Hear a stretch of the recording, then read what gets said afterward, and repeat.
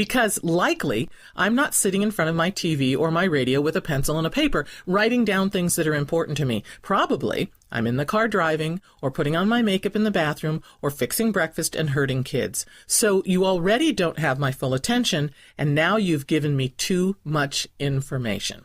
Have you experienced that before? Absolutely, Pam. And I think we're worried, like, okay, I've got one shot to talk to people. I have to give them everything in this one thing. And we don't realize, like you said, when we've got way too many things, then we end up sharing nothing. That's exactly right. And people remember nothing. So you've wasted it. I have so often heard in the radio business when people try to cram too much in, they say, well, let's just buy a 60-second spot instead of a 30. That'll buy us more time to put it in.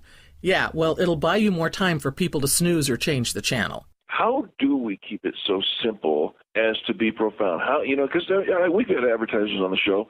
They want to know, how do they get their message out so that it sticks and, without putting on makeup in the car? Well, one concept at a time is really the best way to do it. So if you have several concepts that are important, run them in different campaigns. So if you're open 24 hours and you have the best service around and you have delivery, don't put all three things in one spot or in one presentation. Just concentrate on the fact that you're open 24 hours and say it in different ways because people hear it differently. Maybe I care that you're open 24 hours because I'm a procrastinator and I'm going to wait till the last minute and I know that I can get to you.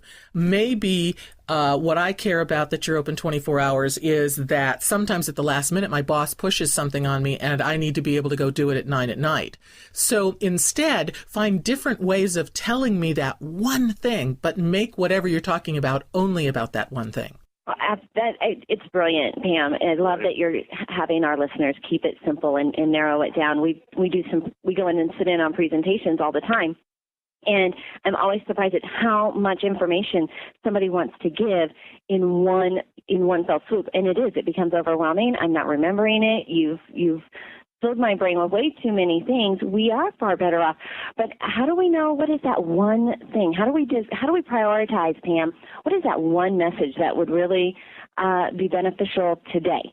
Well, and that goes back to knowing your customers. It's knowing what that hot spot is. What's that pain spot, or what's that need for a solution?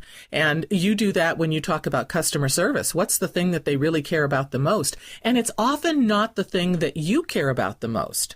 You may think that the biggest deal that you have is that you have this new equipment that costs you tens of thousands of dollars, and you can now do things precisely on the line.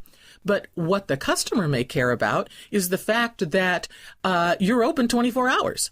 So you need to know what the customer cares about, and that's the one point that you need to do. And how do you find that out? You ask your customers, what is it that matters the most to you about our company? What do you like the most about it? Pamela Atherton, I am 100% convinced that you could sell kumquats to a Brazilian carnivore. I'm telling you, you get it, you get it, you get it. PamAtherton.com. She's a regular here on the Experience Pros radio show. We're going to have you come into town and do one of your fabulous workshops. You open for that? I would love to do that. Just invite me and I'll be there.